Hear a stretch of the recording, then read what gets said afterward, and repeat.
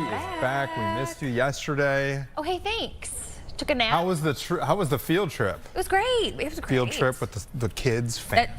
Whenever I have a day off, everybody says, "What are you gonna do?" You know, expecting something crazy. I'm like, "Oh, you know, going to my kids' class, going on a field wild trip. and crazy." Maybe, you know, setting up a bird. Caitlin, outside of work, is locked into parent mode. Locked in. Anthony, I just noticed something. What? Maybe it's your bright white shoes, but you have very white teeth.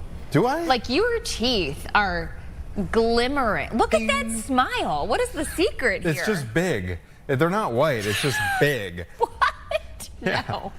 You've got very nice teeth. Thank you very much, Caitlin. How's it going? What did I miss? Well, Gabby was in your spot yesterday. We had a fun show. Good. But you know how we can't remember the day before. I know. I can't remember 5 minutes ago. You know what we did do? We had a visit from Chicago's Bug Lady, which was really fun. Bug Lady? Bug Lady came in. No way. Bug Lady. She brought in a couple of hissing cockroaches. And she was talking about how there are more and more women that are interested in STEM fields. Yeah. And there's actually women that are in her organization, Rose Pest Solutions, like coming up in management and like really getting interested in that line of work. So that was kind of fun. That was kind of fun to talk to her, and she talked to us about all the kinds of wild bug facts. One of which the one I remember that sticks out in my mind is there are some praying mantis species that can clone themselves when they're females. When there's no males around, no problem. They can just have babies. Yeah, they can just clone themselves. Why is that not talked about more? It should be talked about more. Everybody should know that fact. It's wild. And the hissing cockroaches are really cool. I don't know if this was the same woman that brought them in before. Yes, same woman. They push air out of holes, I believe, right, in their back, and that's what makes the hissing sound. So if you pick one up and you touch it, kind of irritate it a little bit, it'll hiss by pushing the air out of their back. So it's not like a sound that they speak, but they push air out. It's like a very whale. Interesting. That's awesome. All right, we remember Joe the plumber from a few elections ago. There is now Joe the jeweler. Mm-hmm. We get to tell the story in just a moment about this local hero. This is a cool kind of full circle moment. Lily Collins, the actress, lost her engagement ring. I think it's been years. Yeah. 3 years, I think I read. $80,000 ring. Yeah. Wow. $80,000 ring. Didn't know that. Yeah. Okay. I'd be like, I don't know what ring you're talking about, Lily Collins. We're going to get the whole mystery's been solved. It somehow turned up at a trade show. My husband lost his wedding ring like probably a year ago because my daughter would always take his ring, and her magic trick was, my kids went through a phase where they wanted to wear bathing suits every day. And so she'd stick it in her bathing suit and it would just, you know, fall or whatever. So he lost his wedding ring. We found it like last week or so. Oh, cool. Because I was working the morning shift. So we took the top bunk bed mattress off the bed and stuck it on the floor in the room that I sleep with the 1-year-old, so that if my daughter woke up and got scared, she could go sleep on this mattress. Anyways, long story short, it was on the slat of this bed. So Grady has been without ring for like a year. He's been a single man. And it finally came up. So we found the ring. Does it still fit? I don't know. I would assume put it so. right on? I think he probably did. I just wasn't paying attention. I used to scare everybody because I go through these. I have some tics. You know what I mean? I got tics. Okay. So I went through this phase. I don't know if you were around for it, where I would take my ring and spin it and yeah, just see how long I could get it to spin.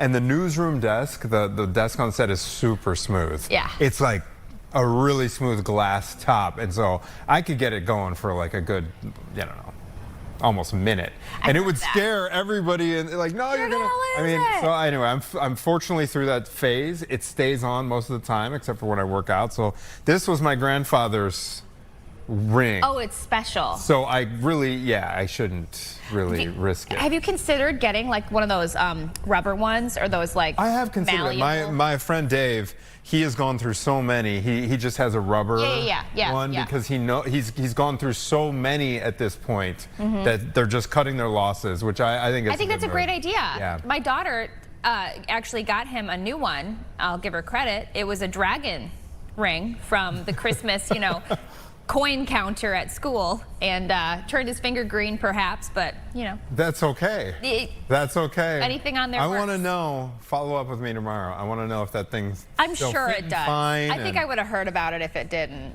You back off on the sodium. Shows I before pay trying attention. Yeah, to right. put it back on. Raise your arm, get all the blood. Oh yeah, I remember being pregnant and having to take these rings off because your fingers get all swollen. After Yeah, after a tombstone pizza, this thing doesn't come off. exactly right. You know what I mean? Yeah. Okay, we're also going to be speaking about Zendaya. Apparently, there's a new rom-com called The Drama. She's in it with Robert Pattinson. Love him. Robert, but my wife loves him too. What is it about Robert? Twilight. It's Twilight. Of course, he's He's the man. He's the man in Twilight. He is. What is the name? Edward. He's Edward. Edward. Yeah. And this is kind of a bait and switch type situation. I understand it's like being marketed as this like rom-com and Dark look at plot it, it's like a twist. bait and switch. So let's talk to Don't Michael like that Babcock much. about this. Let's kick it off. Michael, can you hear us? Is he ready for us? There He's he taking is. a sip. Hey. Oh, he's getting mic'd up. Oh, he's getting ready. Let's take the shot. There we go. Yeah. This is Chicago Now. We get to be cash on this show. He's micing up. You know, it's already Michael's awkward. gonna like dip off camera. He's here. Now he's just got to turn it on. Here he comes. Not yet. Listen, you know what, Michael? Not Just yet. take your time. Just take your time. He's getting it situated. I would not be happy with a bait and switch rom-com because I don't like spooky stuff. I don't like scary stuff or sad stuff. I Like like if it. you're in the mood to be like uplifted, like you want to watch something like The Right. Holiday, Right. and then you're watching along, and then all of a sudden it takes a morbid turn. yeah, before bed, then you have nightmares perhaps. That's not really. Well, yeah, now that it's getting publicity, this bait and switch, I'm more even curious about it now. I'm kind of more curious about it. I like dark comedies. I'm wondering if this was supposed to be a surprise, and now we're ruining it, and now they're not going to be happy with us. They can't expect like the lid to be tight on this stuff too. Well, while we wait for him, we also, coming up, are going to be talking to Brookfield Zoo, which obviously, that's our bomb keys favorite spot. Her bestie's at Brookfield Zoo, but they have an event coming up, which I remember talking about this last year too, Glow Wild. Maybe it was not this particular one, but a Lantern Festival of Hope at the zoo, which would be super fun, especially because the weather's getting better. You can go there when the sun goes down, see the lights. I need to make a trip out to Brookfield Zoo. I think we're planning on going to see Natalie's baby this weekend. Oh, okay. I'm super excited. You could do are you going to bring the fam? Yeah. Okay, because you could do a pit stop. Because she's over there, right? Yeah. Yeah, you could do a pit stop at Brookfield Zoo, Chicago. That'd be It is so worth fun. the trek out there. I know I always go. I always go to Lincoln Park Zoo because it's so close and free.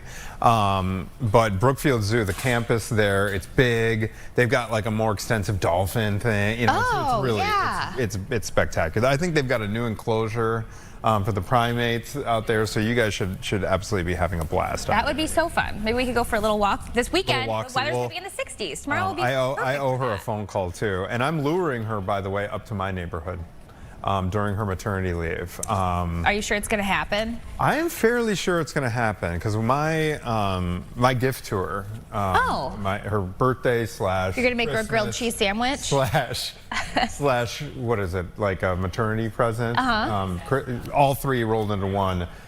There's a I got her a gift certificate for a little glow up at a place that is literally blocks away from my house. So literally it was kind of selfish of me to do because she lives in a different part of town. Yeah. And I know that if she comes up to get the glow up, That's the way to go. She will literally offend me if she does not drop in. Yeah, well, maybe you should go get a facial next time. Maybe I will.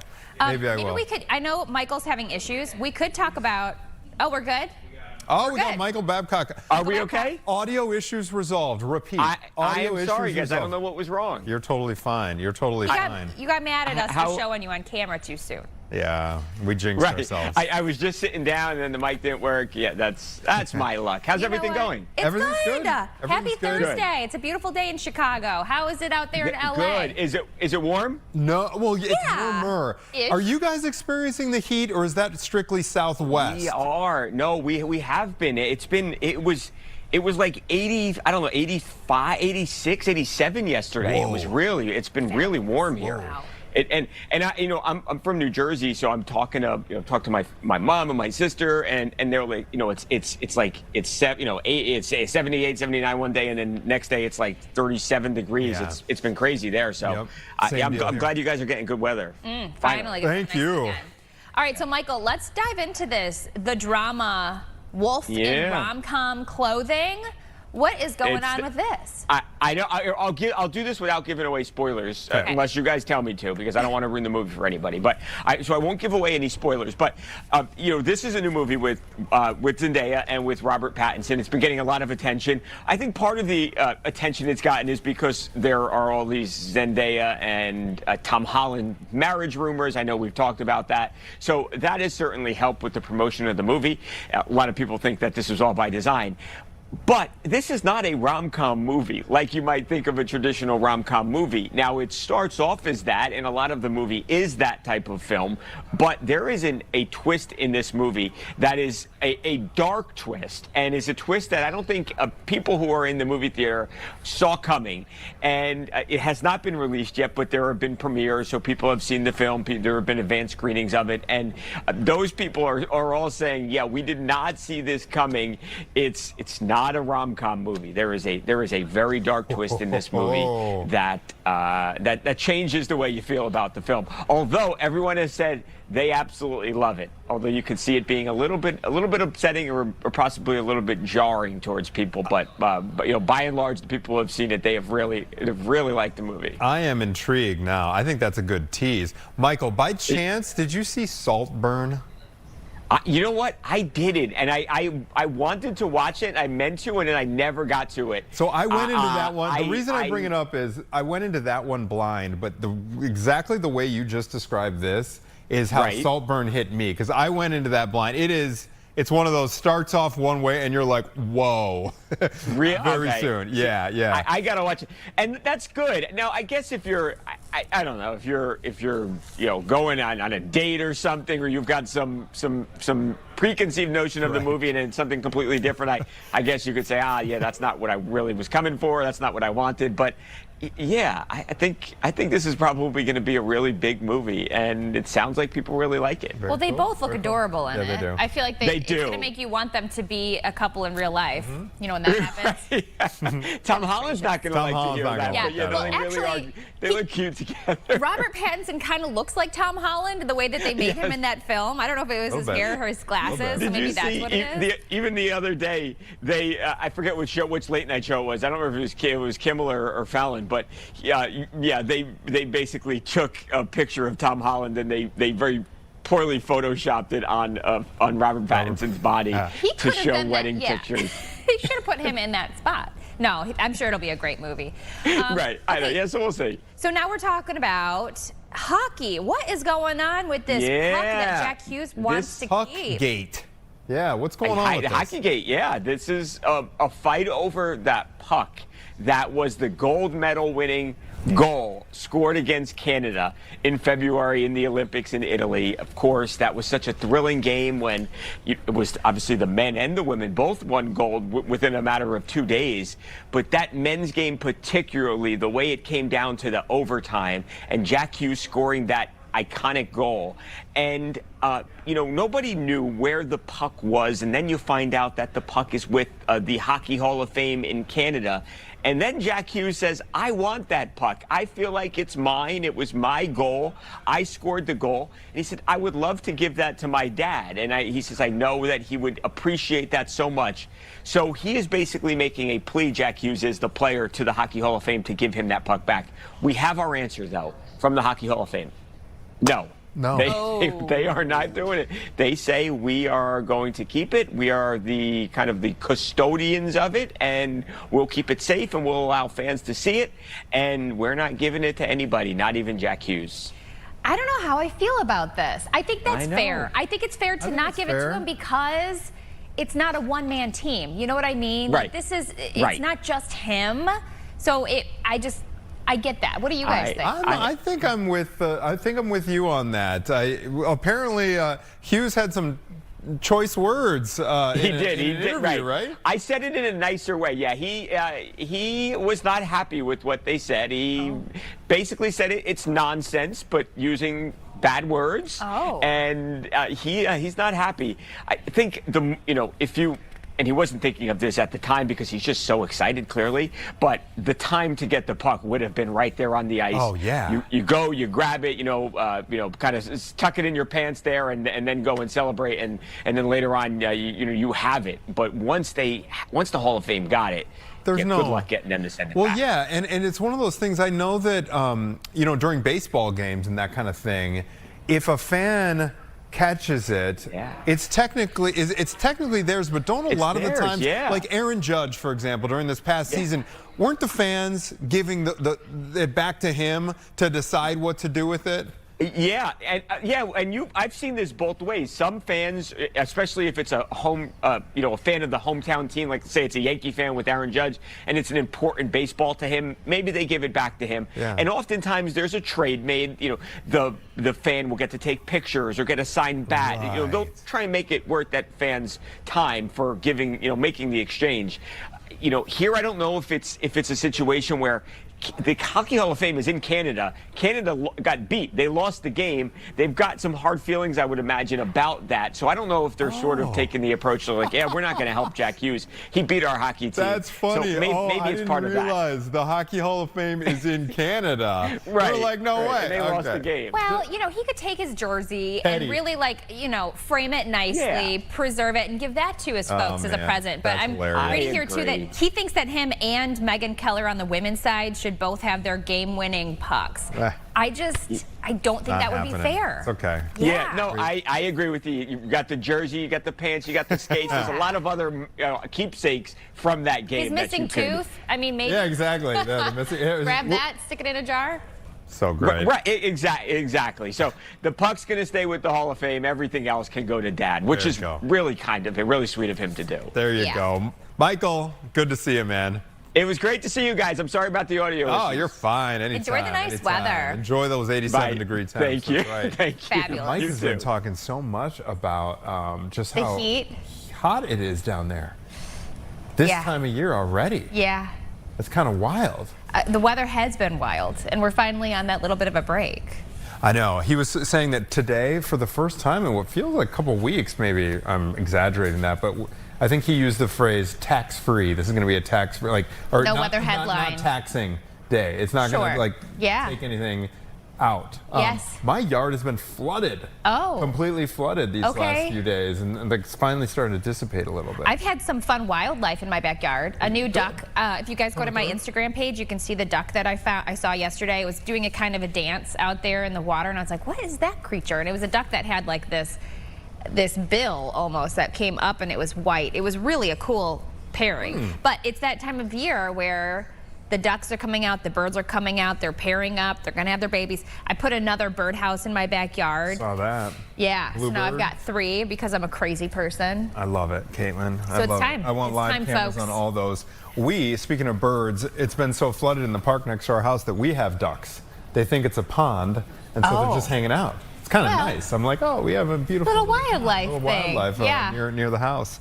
Okay, this is really exciting. We're going to take a quick break. When we come back, the newest hero, he's a national hero, I'm going to say, Joe the Jeweler. Yes. He is being called a hero after finding and returning actress Lily Collins' engagement ring. We're going to speak with him via Zoom right after this.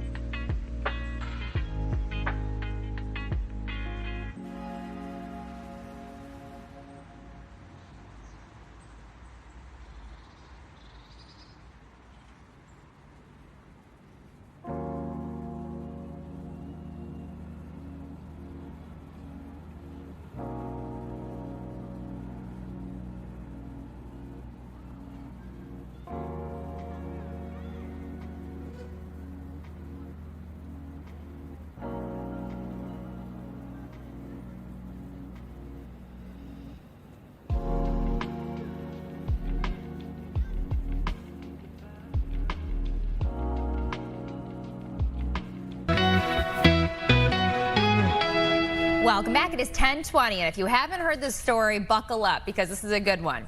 A local jeweler is being called a hero after finding and returning actress Lily Collins' engagement ring. His name, Joe Hakimian.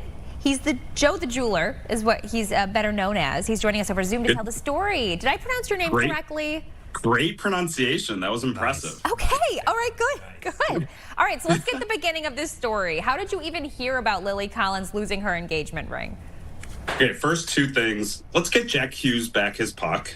And I'm not a hero. I'm not a hero. So I was at a trade show, which we go to a lot because we acquire jewelry from all different avenues, and I saw this super sweet ring, and I'm like, okay, I'm gonna buy this. This is awesome. I brought it home. We had it for a few months. I bought it to the shop. We have a storefront downtown, and then we had it posted online on a trading platform, and one of her friends recognized it, and they reached out to me, and I just coordinated getting it back to them. So I'm not a hero, but it felt really good to do the right thing and get her back her engagement ring, which had been stolen for 3 years, and to get it back after that long just felt magical and meant to be. So it was really, really awesome, and I'm happy to be a part of it. Okay, let's back up and kind of, maybe we're speculating here, but I'm just kind of wondering how it gets from stolen to trade show. Like, what can you say about perhaps the journey that this ring took before you encountered it? It's wild. So supposedly, the story came out 3 years ago. She had it stolen at a spa. And unfortunately, this happens occasionally in our industry because it's such a valuable small item that could be easily stolen. It really sucks. But usually something like that might end up at like a reseller or a pawn shop. I don't want to throw pawn shops under the bus, but then if it doesn't have proper documentation, it could get through the pipeline and end up at unknowing super legitimate stores, and then it just goes through the pipeline and then ended up at this show, and then I bought it because I thought it was beautiful, and then the rest is history. It's crazy. Okay, Joe, give us the dirty details. I want to know prices here. How much did you buy it for? And then did she pay you for what you spent? Because from what we understand, this was a pretty pricey ring. Yeah. It was a super awesome ring, super unique. It was made by this designer, Irene Neuwirth, who makes gorgeous stuff, and I love her stuff. I don't want to get into the details of prices because of privacy concerns. They were so sweet to work with and so sweet to talk to, and we just both were on the same page on doing the right thing and getting it back to her. So I paid less than what they paid, obviously, and I got it back to them. And just the publicity of doing this has been amazing, and all I could ask for. And that's why I say I'm not a hero. I know what I was doing. Like, I knew doing the right thing was going to bring me publicity, but I'm just so happy that I could do it and reconnect her with her heirloom. It feels really special to me. Okay, so we won't press you too hard on whether money was exchanged again. All right, we respect it. We appreciate you joining the show.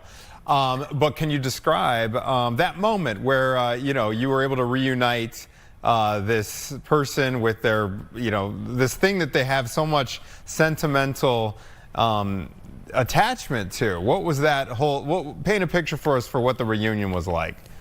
So first I was like, is this a scam? Like, this can't be true. How could a ring from 3 years ago be a celebrity's ring? And they're actually reaching out to me, and they actually want it back. But I started speaking with her husband, Charlie, who is super nice guy. He was so kind. And after I sort of vetted the situation, it was just like, holy crap, this is actually happening. Let's do this. I literally shipped it back to them in California without knowing anything besides trusting that I was speaking with Charlie and their agency. And then a few days later, I get a post from Lily thanking me on Instagram. I'm Joe the Jeweler, Chicago. Follow me. Yes. And, hey, you deserve it. And after that, I got blown up with followers and people talking, and it felt so amazing and so surreal. It's like, yeah, it's crazy. doesn't happen to stuff like people like us. We're just a family-run shop, so it was just awesome. Okay, so Joe the jeweler, I'm sure you've had other smaller stories, perhaps smaller than this national story, some interesting stories with the jewelry that you found. Can you share maybe a couple of those?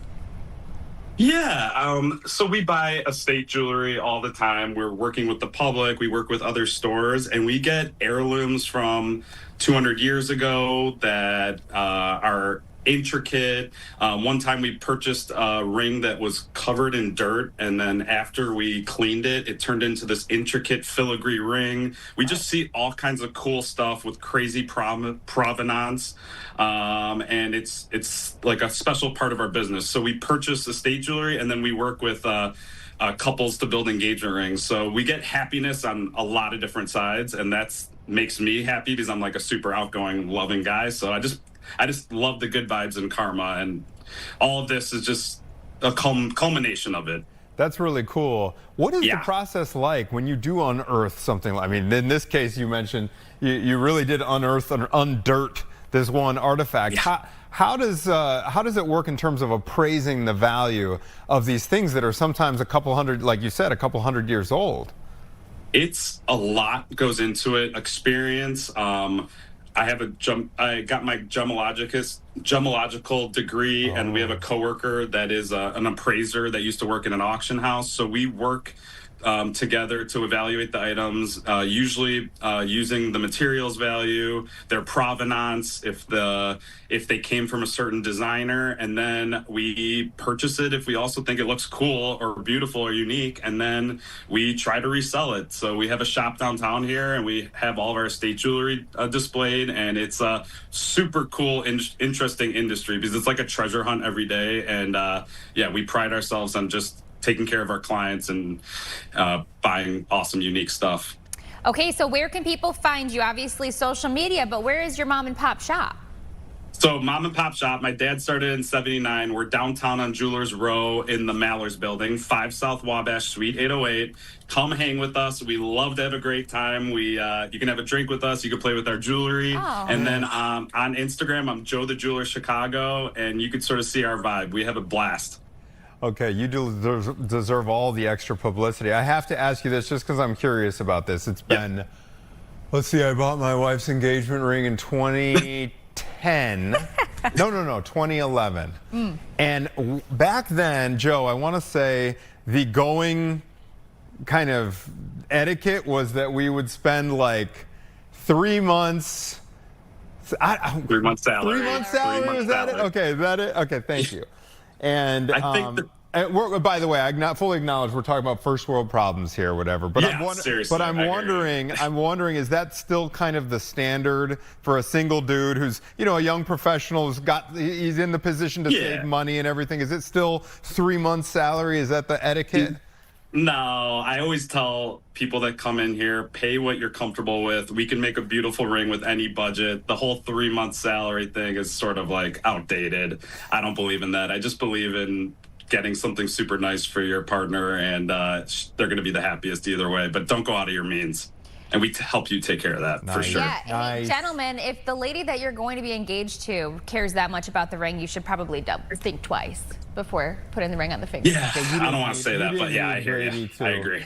Absolutely not. You did not need him to make that unreasonable sacrifice. No, he could have put a rope on my finger. That's fine. I love this woman right here. That is really great. Yes. Joe, you're the man. This is really great. Karma is on your side. You have created great karma. Joe the Jeweler, everybody. Thank you very much, and what a great story. Thank you, guys. Thank you so much for having me. Let's have a great day, everyone. That's Woo! right. That's right. Okay. I want to go hang out. I love with him. I want to go hang out. He said we could go drink and hang out. It's right around the corner. Jewelers Row, Wabash, baby. It's Friday tomorrow. Let's go. That's right. Friday Eve. Joe the Jeweler, thank you very much for taking the time for us, sir. Nicely done. St. Patty's Day, number 2. Okay. From that, this romance. Yeah. To we get to talk about the kiss cam. Oh, yeah. Play kiss cam woman. I'm so excited about this. Okay, she has given an update about her former boss. Everybody knows what we're talking about here. We're talking about the cold play kiss cam scandal, which took the world by Kristen Cabot. She's got an update. We're going to run through that. She joined Oprah on Oprah's podcast. We're going to talk about that after this quick break.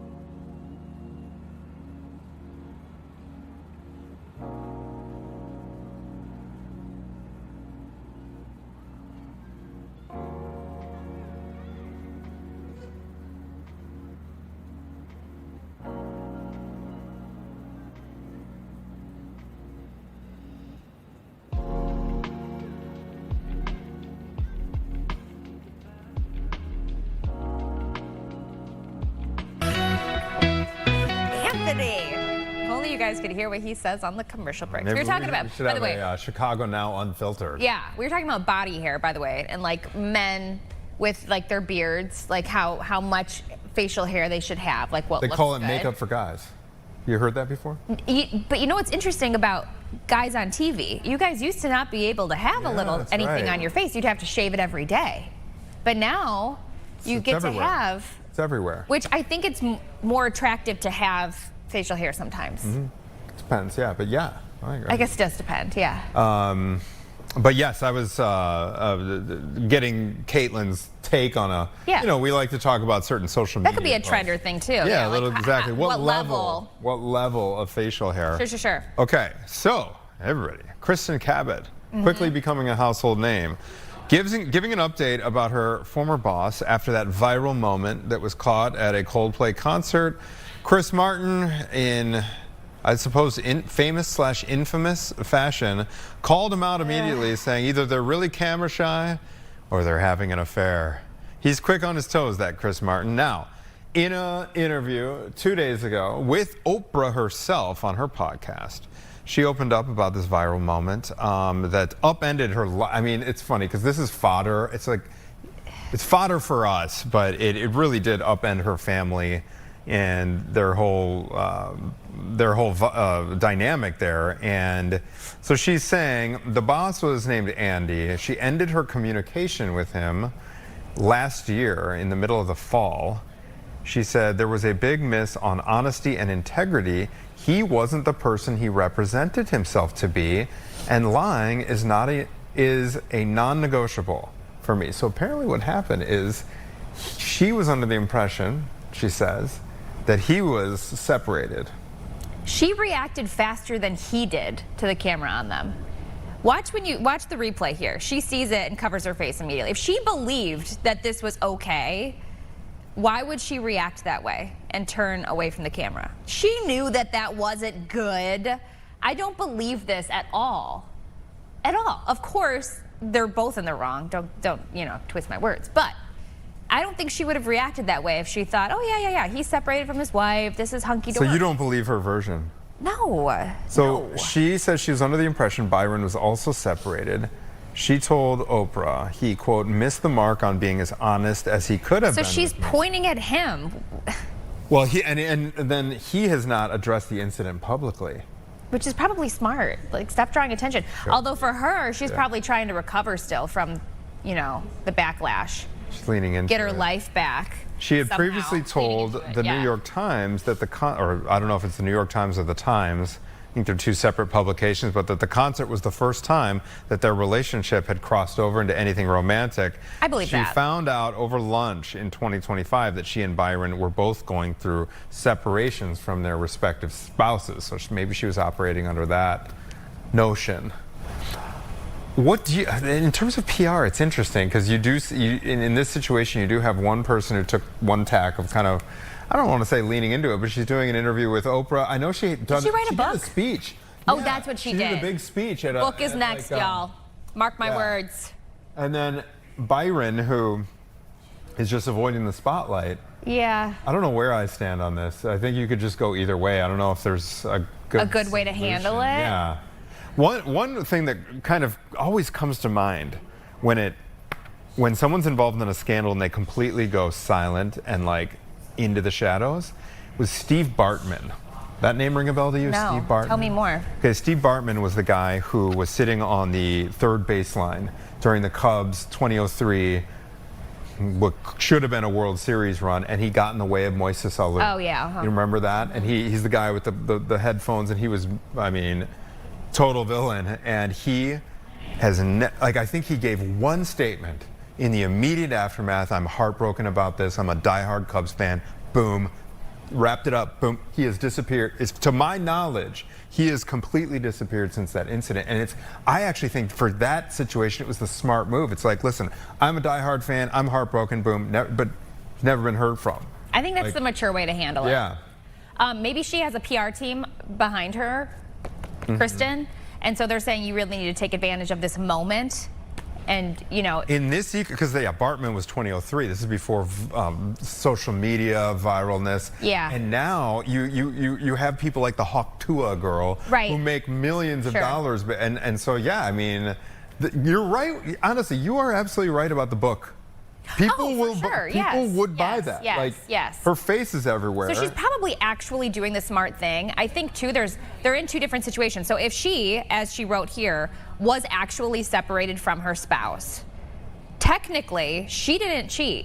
He did, right? If he was still in a marriage that was one, he was the one that did wrong. She wasn't really the villain in this story. It was him. Am I wrong? It's always, you know, when somebody cheats, I feel like they always have the spotlight on the person who they cheated on their spouse or their significant other with, when in reality they need It's to them turn the that's lens more on the villain. themselves. It's- Of course. yeah. Yes. Yeah. So maybe that's why he's being quiet and she's taking advantage of the moment. Like, hey, this was not my fault. He told me this. I believed it was fine, which I don't really think that she believed that it was okay, because watch her reaction first. This is so. If she thought, oh, the this whole is a cute thing. moment, like we're coming out as a couple here and are working. Obviously, that lady next to her, I think she was one of the employees that worked with them, and I don't know. The whole thing. It's just a sticky is situation. It is so like 2026. I mean, this is like such a moment in time. It's so of the time. Yeah. All right. Here's another of the time trender this morning. The Secret Lives of Mormon Wives star Taylor Frankie Paul who's by the way, she is the Bachelorette now. We just learned. Yes, Yep. she is the newest Bachelorette. She is addressing her involvement in a reported domestic violence incident that has completely halted production of the show. And so she is set to lead the upcoming season of The Bachelorette. Told People at the season 22 premiere, which was also 2 days ago, that it, quote, her heart hurts to see it, to go through it, especially at this time. So I don't know what's going to play out on this side of things. This is Okay. also, there's certain people calling for The Bachelorette to be canceled because I guess it's known that she just goes back to that guy. Yeah, that's the rumor. She said the timing is hard and it's a big deal. I feel like every premiere that I've experienced, I've never enjoyed fully. So this is another one. It's extremely hard and it took everything to get me here today. Also told E that she wants to give the whole background of the situation at a different time, but kept her comments at there's more to the story. So do you think that she's trying to, because here's the deal, with The Bachelorette, if we know the ending already, Nobody's gonna watch, right?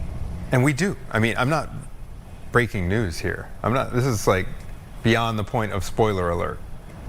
Yeah, right. She goes back to that, Yeah. like, you know what I mean? So I bet the people who made The Bachelorette are probably very So unhappy mad. with this. But from what I understand, wasn't there something involving their child, the domestic violence? It was something with their 2-year-old. No. I feel like we reported that a couple days ago. It's I don't know. I've never gotten She's into the like shows. double dipping, right? Two different reality shows Have you at one seen time. Have you seen the Mormon Secret Lives of Mormon I've seen Wives? her or- on Instagram, but I never watched the show. I Okay. wanted to, but I never got the chance to. But of course, The Bachelorette, everybody knows The Bachelorette. The other interesting thing to me is, you know what, and this kind of probably explains it here, is I think if the child was not involved, couldn't you see the Secret Lives of Mormon Wives producers leaning as hard as they could into the scandal? Because that'll just mean more eyeballs, right? Yeah. But if there's a kid, Right, and I think that was kind of like the there's a kid. part that made it so that they could not continue on Right. with the show. Right. When it Which makes involves a sense. child. Absolutely. That makes sense. That makes so obviously there's more to come. We'll be hearing about her, I'm sure, very soon. There are some morals involved. Okay, here's another trender. Picture day. This one's Picture funny. day. Can All we right, just school stop? picture Okay. day. Yeah, rarely goes as planned. I don't know if have you ever had any mishaps with the kids when it comes to picture day? I mean, not huge ones. Not great. Theo had an amazing picture a couple years ago before he started doing the crazy stuff with his hair. This year, what happened this year?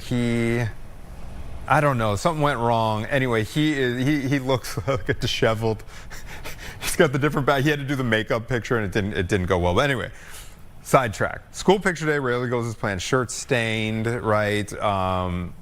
You know, the kids don't wear their outfits. Oh yeah, the most common one, and this happened to me as a kid, is like they don't know how to smile really yet. Like they go like this, you know, they don't know. Yeah. And then, you know, they get caught in like the freeze frame in between expressions. Hair in their face. So here, this is out of Nebraska. The family apparently forgot the day altogether. They sent their daughter off in an outfit that would turn a routine portrait into a viral moment. All right, can we see this? They're like, what? Oh, but it's still cute. Yeah, it's such a good picture. I like it. She's darling. She is. Her hair's Look at how cute the glasses are. So too. the issue was, I'm going to look up this school picture, by the way, and hopefully we can get it to you guys by the end of the show because this is really fun. What, yours? Yes, to Anthony's point about like face not being yeah, my positioned first correctly. grade one is just so funny. I didn't know how to smile. Oh. All right, so here's the reason this went viral. It's because, Caitlin, look at her sweatshirt, what that says there. Brogan. All right, her sweatshirt says Brogan, but the only problem is that is not Brogan, okay? That is Brecken. All right, that's Brecken. Brogan is her older sister. So her mom, Taylor Negley, was shocked upon seeing the photo package. She commented that the parents do their best. Mistakes still happen. Unfortunately, yeah, the sweatshirt doesn't match the identity of the kid. Teachers all missed the mistake as well. The family wasn't too worried at first because a retake day was scheduled. However, poor Brecken got the stomach flu the night before retakes, had to stay home. So as a result, the original photo with the name mistake, this is the final keepsake. Yeah. And in I think these it's situations, it's totally fine. And she, you know, listen, some people get their 15 minutes of fame a little bit earlier than others. So hopefully the name doesn't stick and people don't call her Brogan the rest of her life. Everything else was good. Everything I think else it's was fine. Great.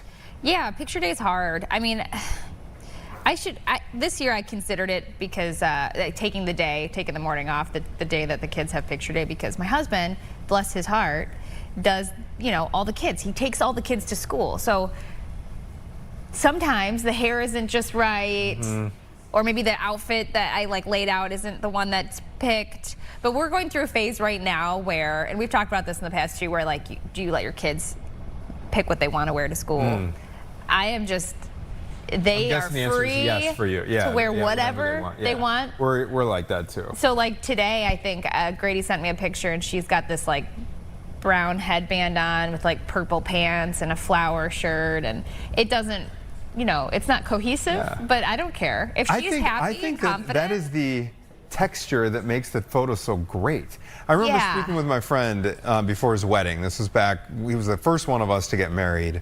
And I remember him saying that what grooms should do, and this probably applies to brides too, is that do whatever hairstyle is in style that year. And don't worry about how it's going to look years down the road, because that's part of the moment. And every hairstyle looks funny, you know, like 20 years down the road. Can you guys see Caitlin, this? Look at this. Yes. Look at my face Is that in this you? picture. You look exactly like Bodhi. Exactly. Look at my face. Like, I still That's get made fun of to this adorable. day for this face. Okay. Wait, Caitlin. Whoever was in charge of taking this photo, like, who was like, that's the one. That's so great. That's the one. I absolutely love that. Caitlin, you look the same. Isn't that funny? You look exactly the same. Look But at Caitlin. that face, the duh. I mean, no smile, just, you know, it's picture day. It's picture day. It works. But I agree with you. I never do the redo picture, like, because they, at our school too, same as this family. They have like a, hey, if you don't like the picture, you can always redo it. Why redo it? Why redo it? That's what they look like. That's what they look like that day. They're beautiful no matter what it looks like. And that picture with the wrong sweatshirt is actually it's funny. I think it's perfect. Okay, Who cares? Who cares? Who cares? We're going to take a quick break.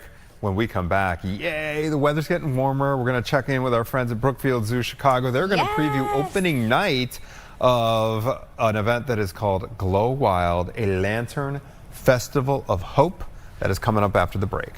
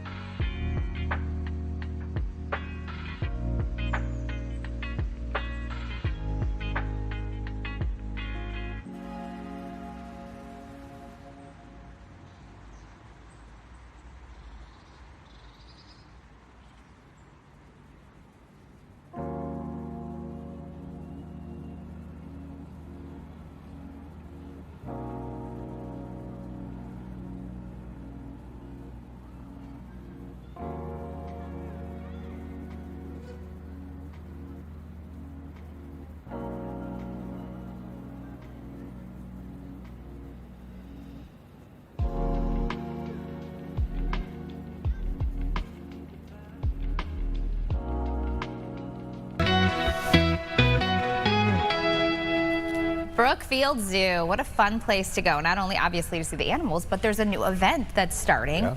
Glow Wild, a lantern festival of hope. You'll find amazing works of art along with good food and drinks. So we're getting a preview with Julianne Olivo this morning. Thanks for joining us in front of your beautiful display. Thank you so much for having me. It's opening night for Glow Wild today. We're super excited to be talking about this with you. Is this the first time that you guys have done the lantern display? Yes, it is. So this is our first ever Lantern Festival and a spring nighttime event series for us. But even more impressive, and I think important, is that this is the first time that a lanterns experience like this has been in the Chicagoland area overall. That's so cool. How did this whole idea come about? These lit up animals look absolutely beautiful. They do, and just wait till you see them aglow at night. So all of the lanterns are based and created in a very detailed process. It's actually an ancient technique that goes back to the Han Dynasty. And all of the different lanterns are connected to wildlife, nature. We also have some great mythological creatures. And a piece that we're really excited about is that we also have a bunch of cultural performances and demonstrations that really root the event in the diversity and the fabric of Chicago. Okay, so what are you standing in front of? We have to know. Is that an animal display? I'm trying to see. It is. Yeah, so this is a type of mollusk.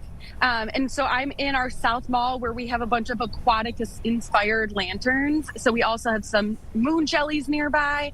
But then nearby in front of Tropic World, which many people know and love, we also have our gorillas. There's a lot of animals that people know and love represented in the lanterns, like giraffes, and then also our pangolins that were the only zoo in the U.S. where you can actually see a pangolin. Oh, awesome. Now, does the Lantern Festival, does it sprawl the entire, I know Brookfield Zoo Chicago is a massive property. Or is it all throughout that, or is it kind of concentrated in one part of the zoo? Yeah, we're on 235 acres, so it's not in the entire zoo, but it is through a good stretch of it. So if you're familiar with the zoo, from our north gate all the way to our south gate, and then around the peripherals as well. So all of the mythological creatures will be in the West Mall. We've got a lot of interactive lanterns in the East Mall, and then just throughout their themes like the aquatics I'd mentioned. But so it is somewhat in the core of the zoo, but a lot to see along every path. So if someone's watching and they want to purchase a ticket, is there a way to buy a ticket just for the light display, or do you buy just a general zoo entrance ticket? How does that work? Yeah, so it is a separate ticket. So we will be open during the day. And then Glow Wild will specifically be Thursday through Sunday from 6 to 10 p.m. And it is a designated ticket that you can buy at brookfieldzoo.org/events. And the tickets are really a great price. They start at $10 or $9.95 for children, and then $19.95 for adults. This is cool. So it is going to draw people, presumably, to the zoo at night. And I commute on Lakeshore Drive, so I always see zoo lights in the winter at Lincoln Park Zoo. Is this Brookfield Zoo Chicago's answer to that, or have you been doing nighttime events for a long time, and this is just the first time for the lantern? Yeah, so this is the first time for the spring. We also have holiday lights. We have Holiday Magic. This year will actually be the 45th year of it. It's the longest running holiday light festival in the Chicagoland area. And so building off the excitement and the popularity of that event, we're bringing a nighttime lanterns to the spring. It's a great experience for parents who are looking for something fun at night during spring break, or if you're looking for a date night and you had fun at Holiday Magic, now we've got a spring version to check out. Okay, so if someone's coming to watch the lights tonight, are there going to be any animals out and about that they should go check out, or are all the animals conked out for the night? We do have a lot of nocturnal animals, but during Glow Wild, the focus is really on experiencing the art and the culture during the event. If you want to see the animals, you'll have to come during the day, and we are open daily during the daytime to check them out. You mentioned there are performances tied to this. Julianne, will you give us an idea of who's going to take the stage and what folks will experience culturally? Yeah, absolutely. We have nearly 20 different cultural organizations that are joining us. And there's a wide range of cultures represented. So we have Afro-Brazilian dancers. We have some of the after-school students who are part of the National Museum of Mexican Arts programs that will be performing some folk dances. And then we also will have a local group performing the traditional Chinese dragon dance as well. Okay, Julianne, what else is coming up with the Brookfield Zoo? I know the weather's getting warmer. I'm sure you guys have much more up your sleeve. We sure do. Yeah, this is a really kickoff season to warm weather for us. Our Ferris wheel will actually be unlimited rides during Glow Wild, but this Saturday marks its full return, so you can ride that during daytime or nighttime at Glow Wild. But we also announced our full lineup for the summer. So we've got dinos coming in May, on May 22nd. We also have our Roaring Nights concert series coming back with performances by Melissa Etheridge, Blues Traveler, and Nelly. And then we're also rolling out some new experiences and new habitats. So coming up just this weekend, we have a new macaw habitat. So you can check out some tropical birds. And then later in the summer, we'll have a new habitat to check out a Komodo dragon and an experience coming with Galapagos tortoises. Oh, those huge Galapagos tortoises. Yes. That is so cool. I got to bring my 4-year-old out to the dinosaur exhibit. He's starting to get really into those. For the adults, though, I got to ask, I feel like, did we mention there was drinks? Yeah. Drinks. Okay, so what's the, culinarily speaking, food and beverage, you mentioned this could be a really good date night. Stroll around with your sweetheart, check out the lights, take it easy, ride the Ferris wheel. What could they eat and drink? Yeah, so a lot of our events have custom menus, and then we also have seasonal menus throughout the zoo. But for Glow Wild, we have some really fun themed mocktails and cocktails. We do have a couple drinks that will glow. And then we also have special menus and drinks at Roaring Nights. Zoo Uncorked is a 21 plus event too for a special date night if you're interested. And then we also have globally inspired cuisine at Glow Wild. So you can check out some dim sum, get some crab ragu and egg rolls as well. A lot to do, see, and taste. I love that. By the way, you guys should absolutely get some glow sticks in your gift shop for the kiddos. There you go. If you don't already. Charge the parents $35 a pop, and we'll be buying those.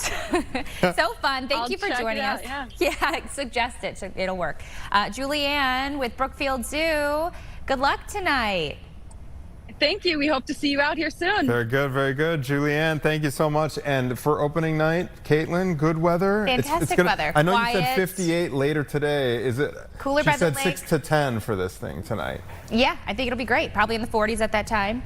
It's going to be just, a nice like night. a jacket and especially she mentioned over the weekend, Saturday, you could go on the Ferris wheel during the day and during the evening. Saturday, we're going to be in the 60s. Tomorrow, even, we're going to be in the 60s. But yeah, fantastic weather. I will say, I did a live shot from the Ferris wheel as it was going around. We had what's called a live view. It's like a backpack that you're able to do live shots from, remotely, and you're pretty mobile. And the view from the Ferris wheel is great, because a lot of times you're not that far, because you're west of the city, kind of southwest of the city-ish, and that's a view you don't get to experience a lot because there's not a lot of tall buildings that are like that direction from downtown. Right. So the skyline looks a bit different from what it's really cool. So for sure, hit the Ferris wheel if you go out there. I love that they have food Unlimited and beverages rides. too. Unlimited rides. Sounds like a great night. Gotta do it. Yeah. All right, we are going to take a quick break. We got another hour of Chicago Now coming up after this. Hope your Thursday morning is going great, and maybe after next hour and after the new news, head outside and enjoy some sunshine. We'll be right back.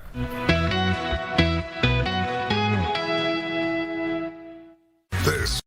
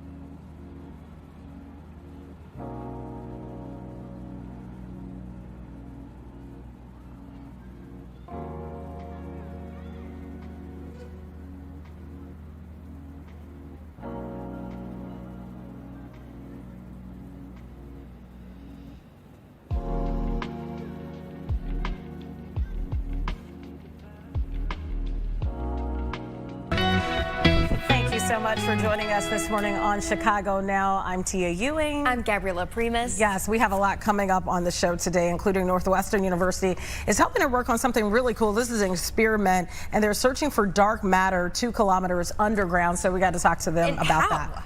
I want to know. I got so many questions. 2 kilometers underground. Yeah, how do you pull this off? How do you even, like, find it? How'd you know it was there? I don't know. I have some. They're smart, so I'm sure they can figure it out. And as you know, comedian Dan Mintz, as Tina from Bob's Burgers, he's got a show tomorrow night right here in Chicago. He's going to join us this morning as well. But I know we're going to talk to Block Club Chicago Yes, first. we are. But I have a question for you. Sure. So I was getting dressed this morning, just because you know fashion so well. Maybe you guys have some. Maybe there's a simple solution to this, or maybe it's a new invention for myself, and I could see you later. Just kidding. But okay, so I was putting on a belt this morning. Have you ever had it where the end of the belt is too long, it's too short / too long, and it like kind of flops out? What's a hack for that? I usually turn the belt backwards so you don't see the flap. You know what I mean? So I put the belt on, on the front way. But what if you have a little like metal kind of that you want to show off? Like, for instance, this one had like a little circle silver area. I don't know. Maybe we need to create something. Well, Somebody's going to steal our idea. And then I was like, well, can you just wrap a rubber band around the belt and then tuck it in that way? Or do I need to invent something? You need to invent something, because then the rubber band wouldn't work. Because how are you going to get it around the whole belt?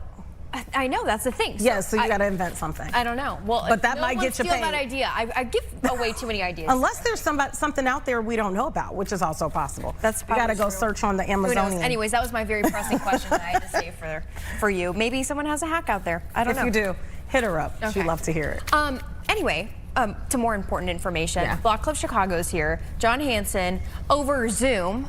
Of course. Not here in person, which is kind of interesting. But is John ready? John Hanson from Block Club Chicago? He is. Girl, I'm always ready. Come on now. You call me anytime. I'm popping on the station. You don't worry. Wait. Look how great his plants are looking behind him. They're really growing and blooming. Oh, yeah, nice, they're really John. loving this. Good job. I'm so excited to get outside. As you notice this giant sunbeam on my right arm. The birds are chirping.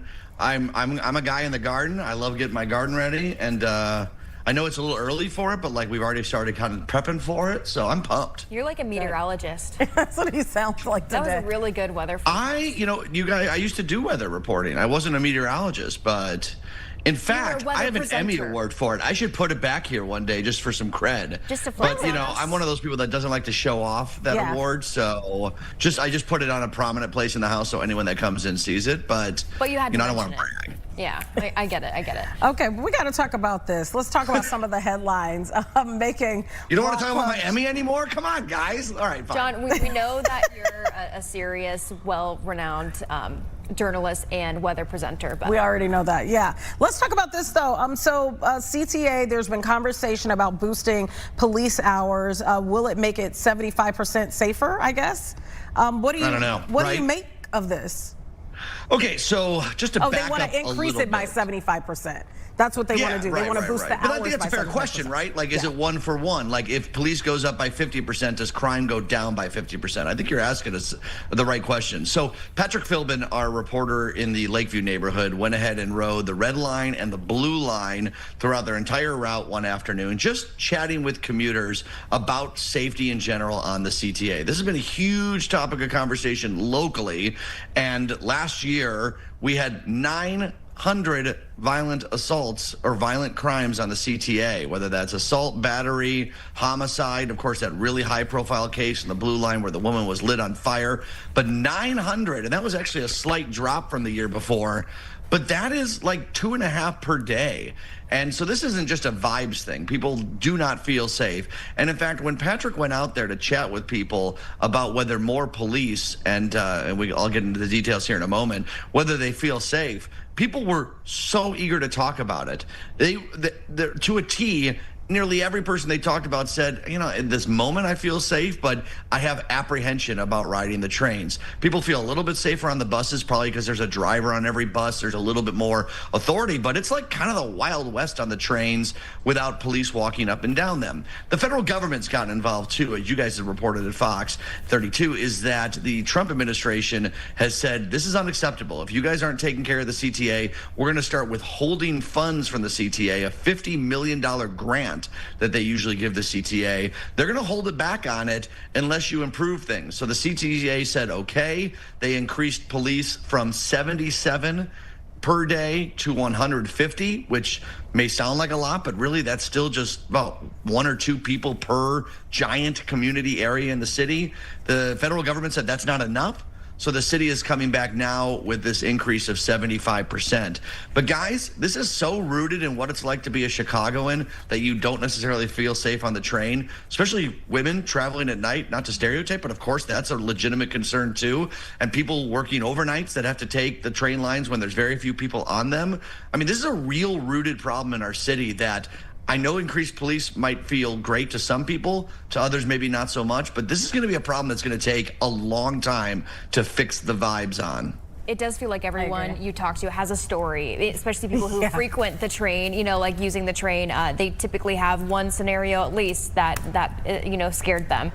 It feels like this would be really expensive to do, right? To increase police by this much. And also, you know, we have reports like, you know, in the past few years that police are already feeling overworked, and you know, there's not really enough to go around the city doing normal day-to-day work.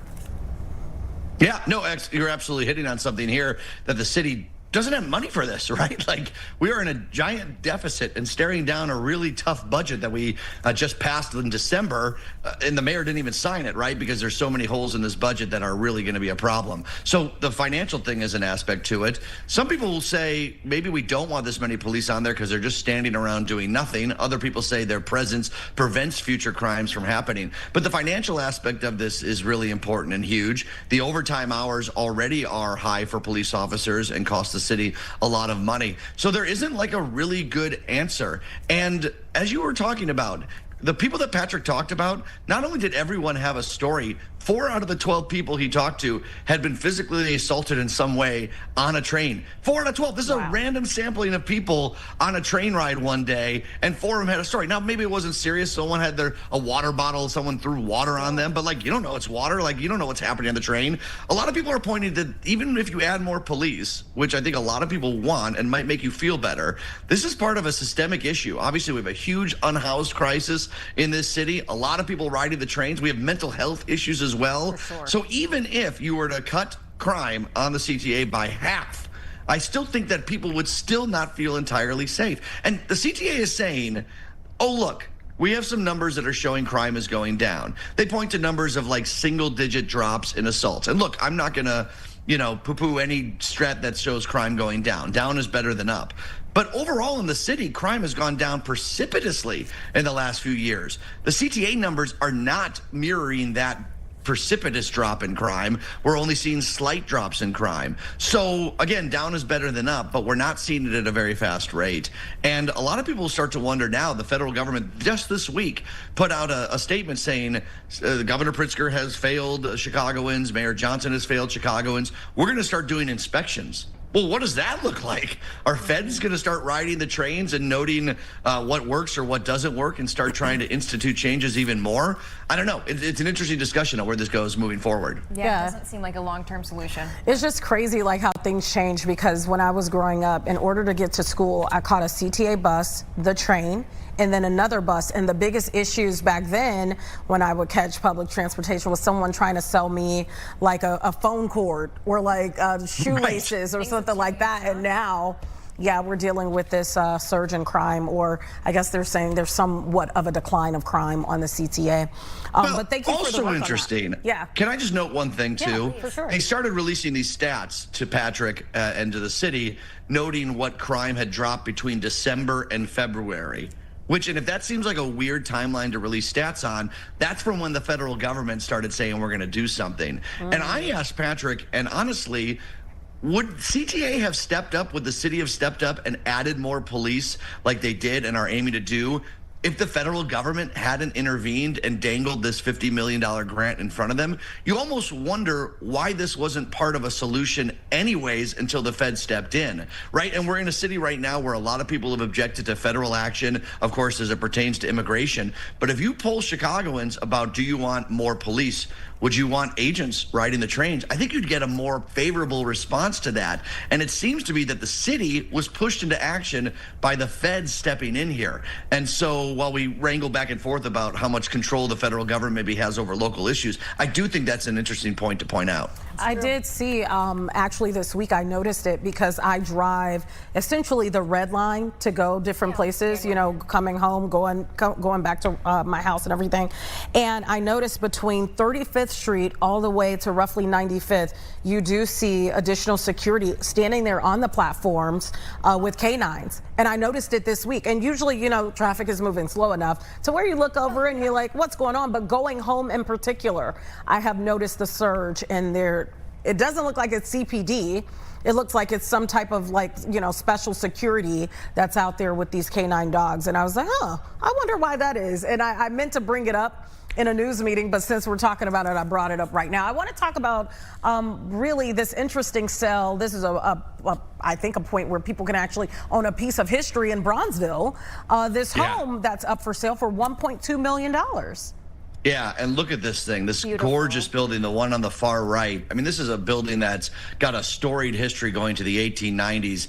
And it's a building I think a lot of people want to make sure while it's on sale gets saved and doesn't get sold to a wrecking ball and ends up being a different condo setup or a different house altogether. As we've seen in Bronzeville, the Millionaire's Row, which is famed. Yes. This building goes back to the 1890s. A big grain supplier, rich guy, bought it, built it, and created it. But it has such a fascinating history. At one point, it served as a hospital and sanatorium about 100 years ago. A black physician, Ulysses Grant Daly, converted the home and the one next to it for about 10 years into a hospital, which adds some spookiness, I guess you could say, to the story, or some richness to the story, to be sure. It's passed hands a couple times since then, but the folks over at Preservation Chicago note, hey, here's an opportunity to make sure that this building doesn't go down. A lot of other ones, the mansions like it. If you drive up and down some of the great boulevards in the Bronzeville neighborhood, the facades have changed, and we've lost a lot of these buildings, and this is one a lot of people want to make sure they save. So the Swift and Hoxie mansions, I think if people know the area, they know those well, those still stand, but a lot of other ones have gone down. But this is a gorgeous building. Hold on, let me get you the specs on this thing in case you want to afford it, or maybe all of us could team in and get one. 8 bedrooms, 10 bathrooms. That's plenty for the three of us. Yeah, that is. And we could split it, guys. Don't forget, there's a grand ballroom too on the top floor. Yeah, we Go can ahead. I'm sorry, Gabby. make that a big like primary suite, right? I will have to say, guys, it probably is haunted. There's probably a few spirits in there. I will say. Yeah. Doesn't mean we can't go there with them. Former hospital, I'm already kind of getting my edge on a little bit, but then you get the sanatorium. Yeah. Now I'm freaked out. I have a question for you. Do we know if this was just sitting? Because it kind of, I mean, I'm looking at the windows. It makes me think at some point someone has lived here. Yeah, the windows look. Was it Oh, just, yeah. So somebody There's has been lived in people- this home. There have been other people that have lived in this home. It's passed from property to person, and I don't have it right in front of me. I'll have to Okay. follow up. But I think someone's been living in it and is selling it. I don't think this has been abandoned. I think it's been taken care of, which is a good thing, which is probably why, hopefully, someone wants to buy it and keep it. Maybe we can find a person who lived in this home and And interview we them. got to talk to them. Maybe Some kind of haunted some home. type of haunted home there. Actually, it's not even Halloween. Okay, we got to talk about this one, Gabby, because whoever this is, we need to make him our friend. He spent $11.56 million on this famed guitar that was owned by Tiger. Jerry Garcia. Yeah, called the Tiger guitar. Tell us about it, John. You should get the guy who bought this on. He's a Chicagoan. We Bobby, should. and his last name is a little hard to pronounce, but I believe it's Seitlin.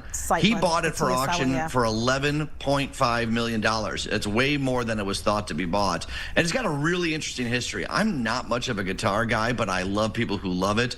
And the guy who bought it, he's 44 years old. He is the co-founder of Family Guitars, which is a Chicago company that collects these historic instruments. But what's really cool about what he does, he doesn't turn these into a private museum where no one ever sees these guitars. He loans them out to be played by musicians today. And in fact, the day after he bought this guitar, he loaned it out, and Derek Trucks of Tedeschi Trucks Band was playing it on stage in New York, which I think is so cool. It doesn't make these things sit in a glass case, although he has a great lakefront display at his private residence where you can see a lot of old guitars, but he takes them out of the case and he gives them to musicians to play.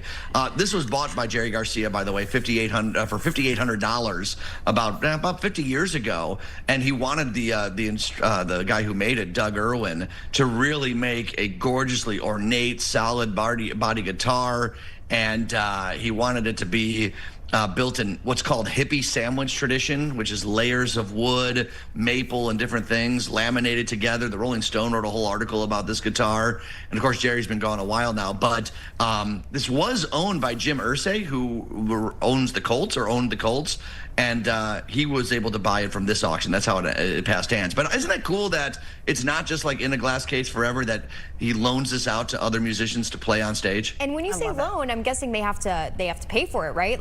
Like rent it from him almost?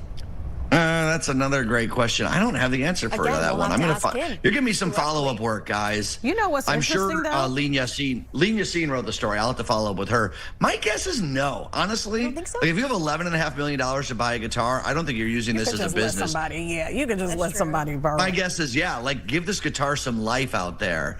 And I mean, because they're still great instruments, right? But so many things that we do, and we talked about this just a couple of weeks ago about like losing the neon signs in the city, and these private people buy them and they fix them up and then they put them in their garage, or they put them in the back. Who knows where they put them, for never to be seen except by people that know those people.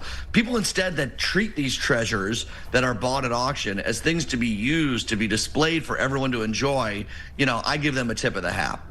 I just was going to say that, talk about appreciation in terms of value of this guitar. Jerry Garcia Yes. paid $5,800 for that guitar that today, 11.5? was sold for $11.5 million. Yeah, Jim Irsay bought it for $900,000 not all that long ago, and they Wow. thought they were going to get maybe $1.5 million at auction, and it went for tenfold. That's how some of these auctions go, though. You get a couple people with a lot of money. Boy, wouldn't that be nice just to be like, I was going to budget $1.5 million, but I got 11 mil. We're good. Yeah, you know what? We're good. I like Flirt that. on this one. All right. Well, John, it's always a pleasure. Thanks so much. We're running out of time. They're wrapping us. They tell us we got to get on to the commercials. So we'll see you next time. See you, John. All right. Stay with us. We'll be right back.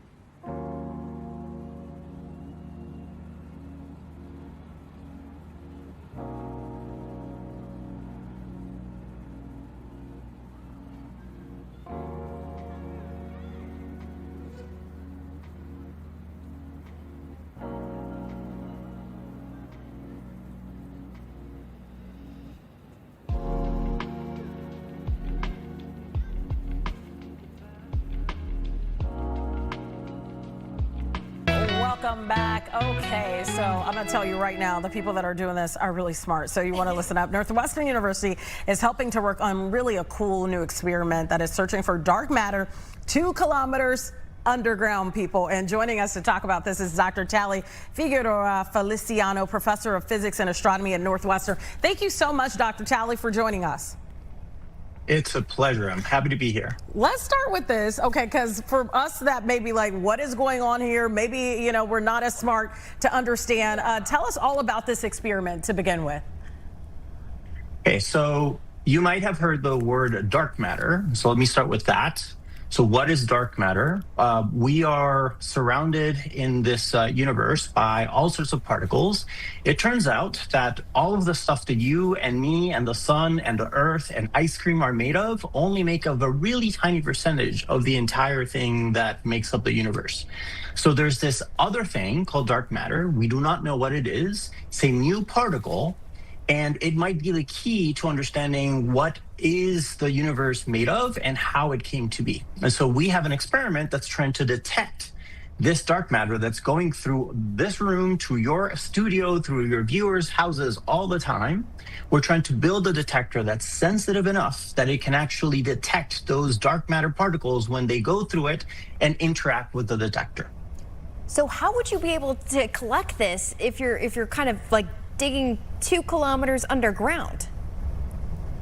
So the problem is that here in the studio, you guys have light, you have other cosmic rays that are coming from the sun, there's solar wind, so there's too much noise. And so we need to have a shield that will eliminate all those other things to let us look for dark matter. So we go underground. This is an active mine in Canada that's 2 kilometers of the underground. And for your viewers, 2 kilometers is about the height of the highest mountain in the Appalachians. So it's 2 kilometers surrounded by rock, and we have an experiment where the rock, those 2 kilometers of rock, are basically a shield to prevent all of the particles coming down from the sun from getting to our experiment.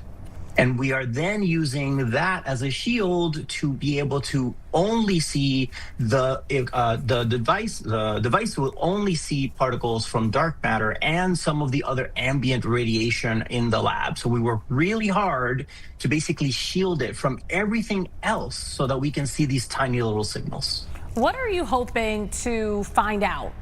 You know, once this is collected and you get this material, what are you hoping to discover based on the samples that you get? Right. So right now we just cooled down the experiment. This experiment works by having a crystal, which you showed a little bit ago, and we have 36 of these, and we have them in a shielded environment. We cool them down to almost absolute zero, to minus 459 degrees. So the atoms in the crystal are literally frozen in place. They are almost not moving at all. And so when a dark matter particle comes in and whacks into it, it starts vibrating like a bell.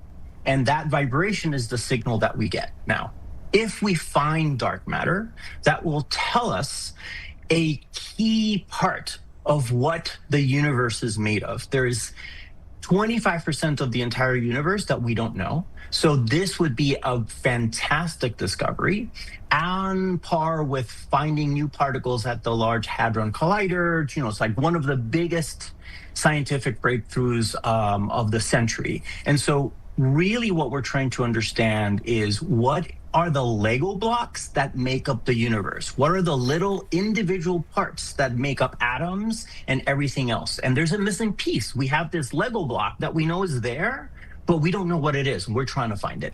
So what is the likelihood of this being successful? You know, do you think it's going to take years and years, or are you guys really that close to potentially finding this dark matter? So right now, that is a really good question. We have been actually looking for dark matter for almost 20 years. So there have been many experiments, and each experiment gets better and better and better. And so this latest experiment is going to have tens or hundreds of times more sensitivity than the current experiments that we have for certain types of dark matter. And so we don't know where dark matter is, but we're hopeful that this new experiment, with its sensitivity, its new capability to see dark matter in a way that we haven't been able to before, will allow us to find it. Dr. Talley, I want to go back to this, and maybe you answered it and it just went over my head because I'm trying to wrap my mind around all of this. So is this like a situation where, you know, you're digging, like, okay, follow me here, okay? Well, because right? I'm not as smart as you, so follow me here. Is this like digging in a garden? Like when you're digging, are you digging through dirt? Are you digging through rock? Like what are you digging through? But it's a mine that's already there, right? So what are you? Yes. Have it tethered? So basically, if this is a picture of one of our facilities, and the experiment looks very similar to this. And so it's a mine that has already been dug out. Got it. It is already there, and we put our experiment inside this mine. We have to take an elevator down a shaft that goes 2 kilometers underground. Then we have to walk over to where the experiment is. And the experiment itself is then listening for these hits from particles when they whack into it. So imagine a very cold bell, and particles are going through it. Whenever one of those particles actually hits the bell rings, and we look at those sounds and try to distinguish the dark matter hitting the detector from other types of particles. So instead of like digging, think more of having one of those parabolic audio things, and you're kind of scanning for sounds from dark matter hitting our detector. That's what we're doing. And as a follow-up question, how do you know it's dark matter versus someone else? Is there, or something else I should say, is there a certain sound that you're accustomed to hearing based on it being dark matter? That's a beautiful question. Exactly. So different particles make the detector react in different ways that you can think about as having different types of sound. And so by studying the tones and the energy and the relationship between the different microphones that we have on the detector, we attempt to separate things like photons, which are light, that the one that we all know and love, from these dark matter signals. It is still very hard to do, and it will require a lot of work to be able to really prove that if we're seeing a signal, it is from dark matter. But that is exactly right. We try to do that separation by looking at the sound spectrum and the way that it looks in our data. So how have other experiments that were unsuccessful, how do they differ from this one? Is it because you have the colder temperature with this experiment, with this crystal? So we have a long history of running experiments at this temperature, but what we have is better microphones. So the microphones that we have on these detectors can hear sounds that are much lower in volume than the previous microphones that we had. And I'm paraphrasing here because it's really energy and energy threshold, but it's basically a good analogy. So our devices are like bells, and we could only hear loud sounds in previous devices. If we made much better microphones now on the detectors that are able to look for much smaller sounds, which allow us to look for fainter signals, which is what gives us the extra sensitivity. Tell us about who's a part of the study. I know you're a part of it, but are there other scientists, so to speak, that are a part of this? Like, is there Yes, this is so this is a project funded by the DOE and NSF, Canadian agencies worldwide. We have more than 100 scientists worldwide working on this experiment. It's led by SLAC, a national lab in California, and we have every institution does different things. One of the things that we're doing at Northwestern is doing the calibration of the response of these detectors for exactly the question you ask. If we were to see something, could we tell it's dark matter, and what would be the dark matter properties of it? To do that, we have to calibrate the experiment. So we actually have another of these detectors at Fermilab, which is in Batavia, Illinois, in an underground lab at Fermilab, which is not as deep, but we can still get a little bit of shielding from cosmic rays. That lab called Nexus is where we do the calibration of the detectors to basically be able to distinguish what is a dark matter signal from something else.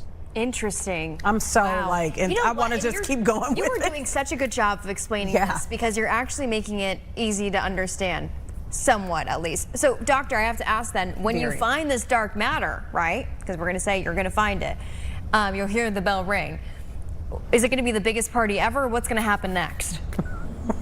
Wow, so I want to be at that the biggest party ever, but it will take a long time because this is such a hard thing to do that we're going to have to then have other of our collaborators that do different experiments recreate that signal. So that's how science works, right? You have you see a result, you present the result, then people try to reproduce it. If they can reproduce it, then we get more excited and more sure that we're actually seeing dark matter. And if a third group then reproduces it as well, then we're in really good shape. So I think it'll be a delayed party, but when it happens, it'll be a big one. So I know you mentioned like the Department of Energy, for example, you said the DOE. So is there funding to keep this going for a certain period, or this could go 10 years? Yeah, so we have funding to run the experiment for about 3 to 5 years, and we're already looking at what we will do next. So part of what the research that we do in my lab and in the other collaborators' lab is, okay, we have these new detectors with this new sensitivity. Once this experiment is over, how can we do better? Whether we see dark matter or not, we're already planning the next phase of the experiment. Can I ask you, doctor, are there any other, this is mind-blowing that you're to cooking me. Any up? other like studies, things that are going on, at least in your department, physics and astronomy at Northwestern, that would also really shock us, that maybe we don't know about? Oh, so how many hours do you have? Yeah, right? Pick 2, how about that? So I would say this is going everywhere, but Northwestern is looking for gravitational waves, and we're studying what happens when black holes explode or merge into each other and release all these gravitational waves. That is a pretty mind-blowing thing. We are also trying to understand how gravity works and trying to understand whether gravity can be quantized or not quantized, and what is the role of gravity in the pantheon of particles. And we don't really actually know how to combine gravity with, say, a proton or an electron. So there are mind-blowing things that are going on in research in the physics department and the physics and astronomy department. We could be here for a long, long time. We gotta have you back if you guys have the time. We gotta have you back to talk about some of this stuff because we are absolutely fascinated. Dr. Talley, thank you so much. And next time we'll have you sitting in one of these chairs to talk with us and talk about some of this interesting stuff. I'd love that. Sounds great. We'll see you soon. All right. I'm not going to Canada. I'm not going in that mine.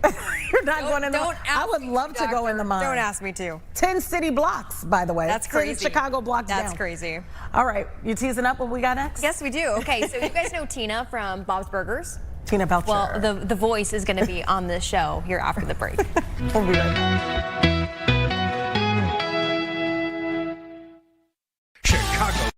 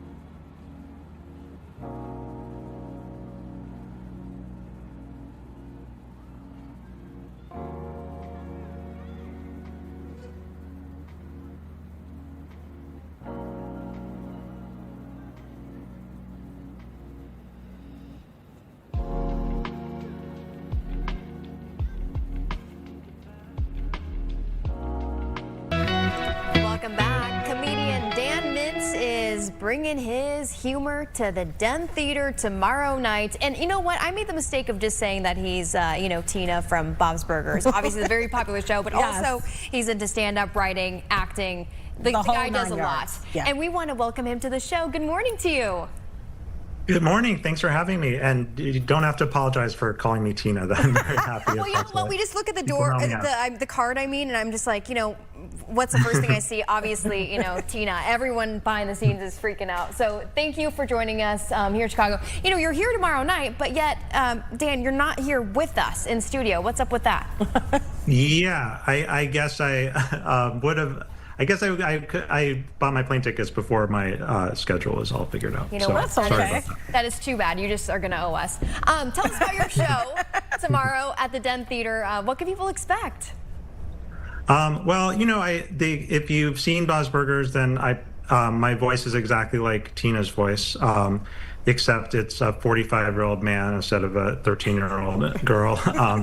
But my stand-up, I was doing stand-up before that, so it's not really what I talk about. But it's kind of like absurd one-liners. My biggest influence is probably Mitch Hedberg, so like that, if you're familiar with him. I have a question for you. Do you get tired of people, obviously you are, the voice of Tina Belcher. Do you get tired of people like wanting, because I would imagine people would be like, can you do the voice? Do you get tired of that? You have to change your voice, really, do you? Not yet. Maybe someday. But I still really enjoy it. The nice thing about being voiceover is you're not recognized very often on the street. So I still get excited whenever anyone notices. We talked to a couple comedians who were here, comics who were here, and who also do some acting. And they say every so often they're able to do a little bit of improv almost when they're acting. But with voiceover and with Tina's character, are you able to do that? Do you have the freedom? I know it's a popular show. It's been running for a long time. But I could see, voiceover being a little more strict, I guess. It actually is not strict at all.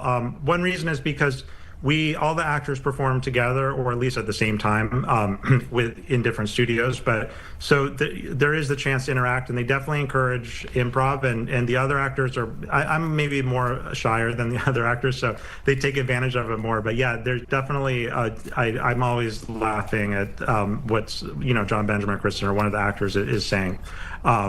And it's hard to. The script is already so good. It's hard. There's not a lot of room for new stuff, but some great stuff makes it into the show. I know you mentioned that maybe people don't recognize you as much because you're kind of behind the character of Tina. What's the difference in your opinion? Because when you're on that stage for stand-up, people are looking at you. It's not like you can be covert and you're hiding under the guise of another character. How is that for you? Because that is such a stark contrast. It is honestly kind of terrifying to be. I kind of don't. I don't like to look at the audience too much because you're always going to be looking at the one, someone that looks mad at you. So I like to just kind of look at the back of the room and hear the average of everyone's laughter. So even someone like you, we always ask this question. Even someone like you, who's a big name, do you still get hecklers, or do they keep quiet and just laugh when they're supposed to? Hecklers, when I started doing stand-up, I was terrified of hecklers. They're much rarer than I thought they would be, even when I very first started. Usually it's not someone saying something mean. Usually it's someone that's drinking that just shouts out something, and I don't even understand what they're saying. So I just keep going. But yeah, I think usually crowds are pretty respectful. I'm curious, when you were trying out for the role of Tina, what was that like? Did you know that, this would be a big deal the way that it has turned out to be? Or did you walk in it just, hoping that maybe you land the gig? I actually didn't have to audition for it. I just, because it was a pilot presentation that Fox first ordered. Just Lauren just asked me to come in and record it. And, but I had no idea it would be anything. I was just excited to get the $700 or whatever the after minimum was at that point. And then I thought I'd never hear from them again. And then all of a sudden we get an email that it's on the air. So wait, you initially got $700. Tell me that increased over time. Tell you what? You said $700. You were happy to get the SAG-AFTRA minimum at that time. Please tell me that pay increased over time. Oh, it's increased. It's increased a bit since then. Yeah. Okay. Because I was just looking it up, and I was like, how long? How many seasons do you guys have? 16 seasons. Yeah. But it still feels kind of the same from some of the beginning seasons to now. Would you say so, or is it a big difference in your opinion from one of the earlier seasons of Bob Burgers to now? I don't really notice much of a difference. I think it's because it's kind of like how you don't notice your kids, getting older because you see them every day, and then someone who hasn't seen them for a while will be like, wow, they're giant now. So yeah, if I go back and watch an episode from the first season, it seems so different. Like everyone, I feel like my voice even sounds different. Everything sounds different. I think especially like Tina, I think changed a lot in the first few seasons. At first, I felt like she was more of just a character to say weird things for a joke, and then it was fun because they just kind of made her more and more of a real character with real relatable issues and added all these layers. Is there something in your career that maybe you have not done yet that you would like to accomplish? Yes, a lot of stuff. I'm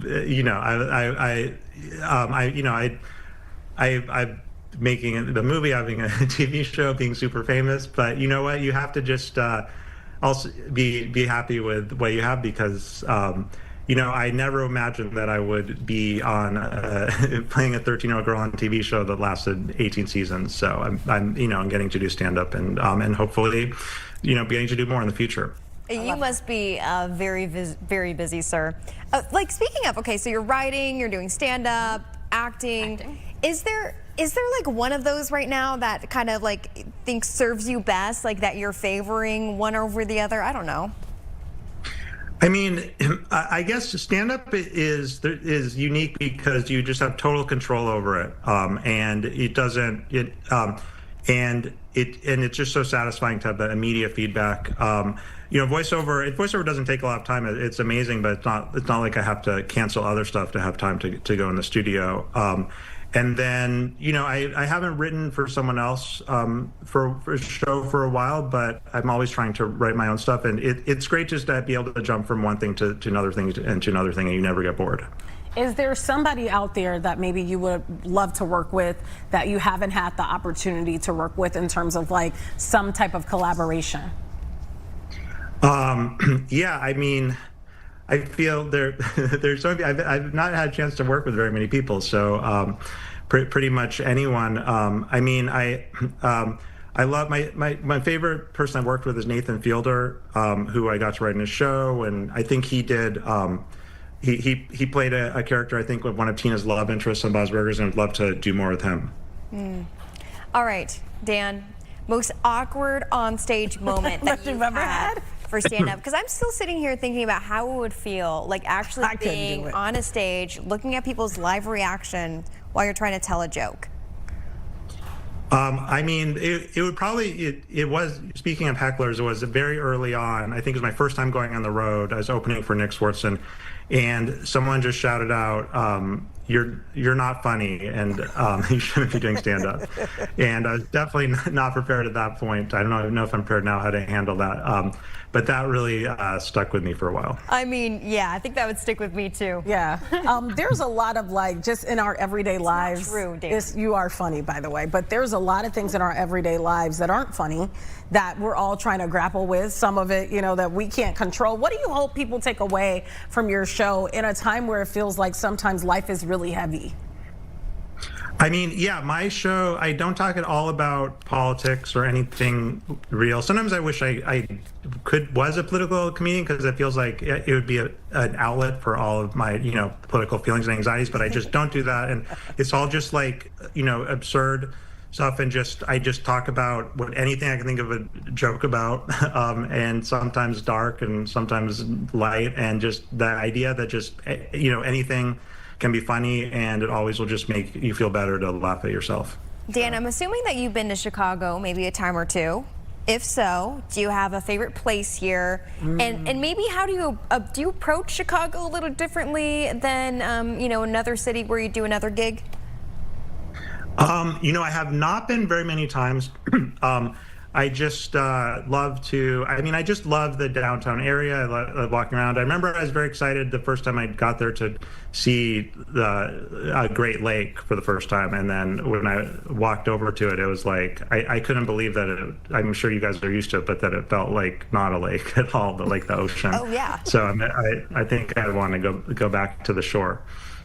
Perfect. You're going to have really nice weather, actually, while you're here. So you're very lucky. You dodged a bullet a couple weeks ago. Oh, I'm excited. It's 90 degrees here, so. Wait, where are you? Are you in LA?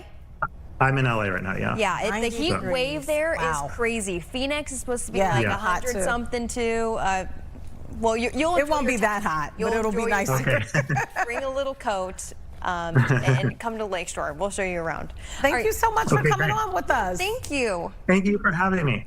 Good luck at the Den Theater tomorrow night. People go get your tickets. Thank you, Dan. All right, well, coming back, we're going to have another superstar joining us. He just walked in not too long ago. Jake Hamilton. Stay with us. We'll be right back.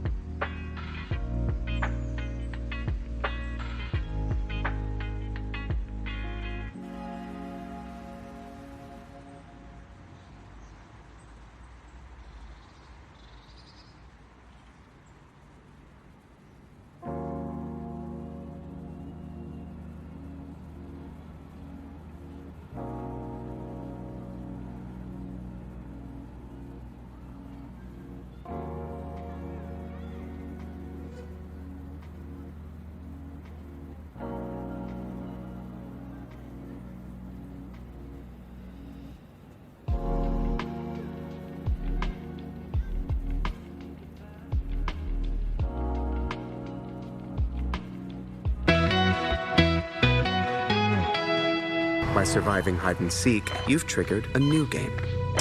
This time against the High Council families. Double or nothing. This part will be familiar. They will try to kill you. Welcome to our home. Sold. I'm sold, Jake. Did you guys see the first one? Yes, Ready or Not. This is two, right? This is Ready or Not, Here I Come. Okay. Which is the perfect follow-up. I mean, if you're going to call the first one Ready or Not, you got to call this one Here I Come. Did you see the first one? No, I did not. All right, so I'm going to break it down for you. So basically... 82 Alpha Luna, take 2. 82 Alpha Luna, take 2. Okay, we'll get to it. We'll get so basically, a young woman is marrying into this very rich family, but she finds out that on her wedding day, they have a tradition where they play a game collectively as a family, and she has to draw a card. She draws the card that says hide and seek. What that actually means is the family has to hunt her all night. She has to stay alive, and their goal is to kill her. Because, as it turns out, spoiler alert for the first movie, they have a pact with the devil. And so the pact is that they have to do this. What a mess. And so they end up she's back for the second one. So they clearly don't do it. And then they die. So as it turns out, there are a lot of families in on this pact. Hence, Ready or Not 2, Here I Come. It's actually kind of awesome. This one, she's back. She's still in that same wedding dress. So I had the chance to chat with the stars because now, as it turns out, these other families are all filled with A-list actors.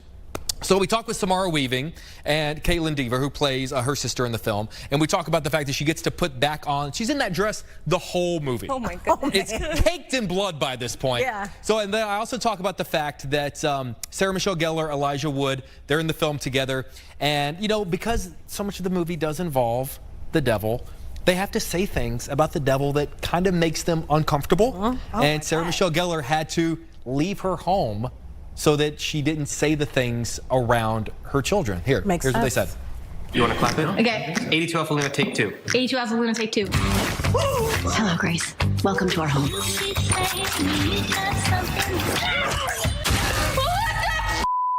Samara, I know obviously everyone I'm sure is talking about the dress, and I honestly actually applauded whenever this situation occurs where you have to put the dress back, because it kind of feels like you're super like hero. It's great. I'd love to know at this point in your career, what is your relationship with that dress? Please tell me that you actually get to keep it by this point. I wish. No, I don't. I have the shoes. I have the Converse, but I don't have a dress. You should have stolen one. I should call the police and say, give me a dress. You could have stolen one. I don't know. They would notice a big old dress missing. There's like 30 of them, though. There are like 45 dresses. The heads of the council families will try to kill you and your sister. Whoever does wins the high seat and controls everything. Everything? The world. You're telling me you didn't know your fiance was in a devil cult? Every time we had to say that sentence, it was so hard. And then recently I had to do some... Hail Satan? Yes, I wasn't going to say it now, but oh, sure. But go for it. It's not like saying Macbeth in the theater. And I had to ADR something, and I like couldn't at home say Hail Satan. Like I just couldn't do it in my house. Like I was just like, I need to go outside. Like it was just weird. It does, yeah. I get that in your own. And then my home. Neighbors are like, "Why is she yelling this outside?" It was a rough day. I finally chose to go to my car.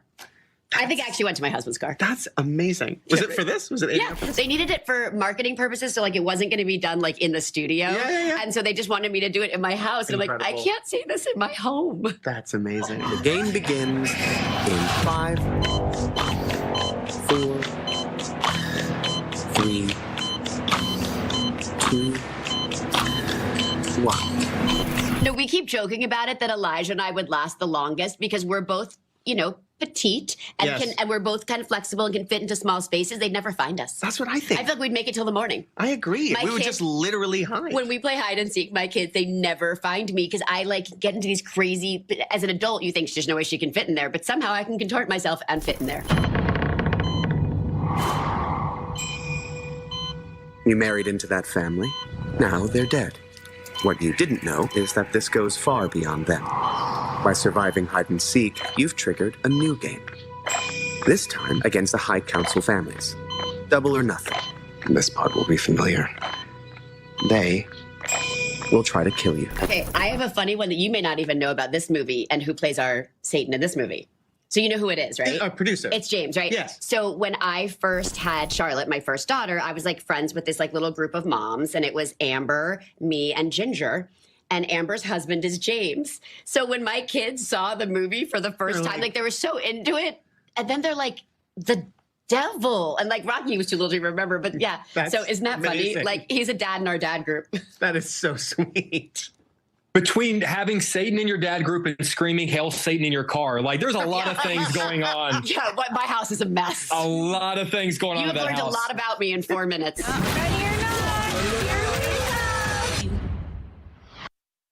There's nothing like playing being the actor who plays the devil in the movie and having a kid call you out. The devil. But here's what I'll say. So you've seen the first one, so you're set. So you can go right into Ready or Not too. You said, listen, I got to see the first one. It's better if you've seen. Now, granted, could you go to the theater and see this one and pick up on the gist? Yes, but it is better. Here's what I'll tell you. It picks up almost like you can kind of smush them together.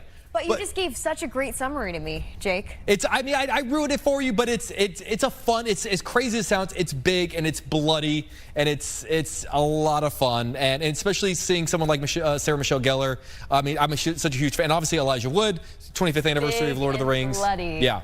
It's Go watch but it, it's Gabby. but it's like it's not like a humor. It's not like a horror movie that makes you like scared to be in the house. No, it's not. No, it's not scary. It's more. Yeah, it's kind of like fun, frenetic, and just so happens to have. Yeah, the blood budget was probably very high on this movie, but the first one did really well. Hence. Number two. Exactly. Yeah, I was surprised to hear, but I know we were kind of talking about this as it was rolling, that there would be 30, 40 dresses, but they do that. They do, exactly, because you have to keep in mind, you also shoot movies out of order, right? So she might be shooting one scene one day where she's in the dress where it's covered with blood, and maybe the next day she's shooting a scene that takes place 30 minutes earlier in the movie, and maybe there's less blood on it. And that's what's interesting in filmmaking. There's someone's job to keep track of, well, in this scene, you have a blood drop over your right eyebrow, but in the next scene, you don't, so we need to wipe that off because you wouldn't have that, that's someone's job. It's continuity. It's a continuity thing. That's a lot of ketchup. It is. A lot of corn syrup and pig's blood. No, corn syrup and food dye. Is it really? Yeah. That's what it is. Interesting. Yeah. I guess I like it. I'm happy that you did that interview. That was fun to watch. They're fun. I mean, and also, too, the pairing of Sarah Michelle Gellar and Elijah Wood. Yeah. Like, how often are you going to get those two actors together? Samara Weaving, the fact that she did the junket, she's very close to giving birth, so props to her. A lot of actors would use that as an excuse to be out of there. say, I'm done, I'm not doing, but it's her movie, it's her franchise. She's a great scream queen, so props to her for still doing the interview. I want to ask you this. Yes. Have you ever had to do one of those interviews? Because I know you've done interviews before where, sometimes the person doesn't necessarily want to participate. Sure. Have you ever done one on Zoom before we go? Yeah. Where it was hard. It was like, man, I don't know how I'm going to get this out of this actor. You can tell, and those are usually the ones, when it's the best interview, that's when it's going fast and they're giving you the rap and you've got 15 more questions. Usually in the tougher interviews, that's where you're like, I've got nothing left. That's when they're like, you've got 15 more minutes with this person. And you're like, I got nothing. But how often does that happen? Not often. People always want to hear like the horrible actor interview stories. More often than not, people are at worst fine. At worst, they're fine.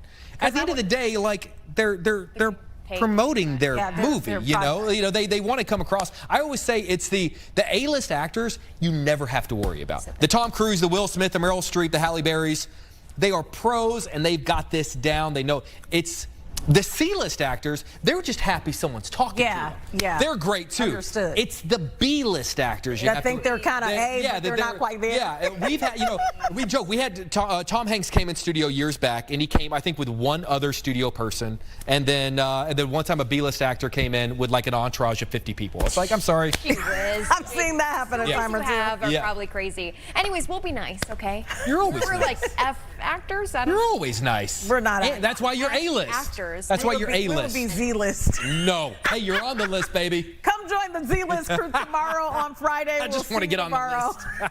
Just give me a letter.